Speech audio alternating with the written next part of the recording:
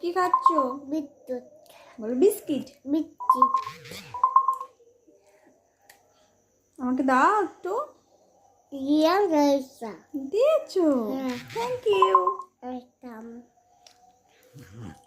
সোনা। এখন খাওয়া দাওয়া করে কি করবে সোনা? ওরা তা বোতা আছে পড়াশোনা পড়াশোনা করবে তো? হ্যাঁ পড়াশোনা না করলে কি হয়? দাদুরা করতে পারবো না কি? দাদুরা করতে পারবো না আর পড়াশোনা করলে? পড়াশোনা করে সব কিছু ধরতে পারবো তাহলে পড়াশোনা করা ভালো না খারাপ? ভালো হ্যাঁ ইয়েস মাম্মাম। শোনো মাম্মাম,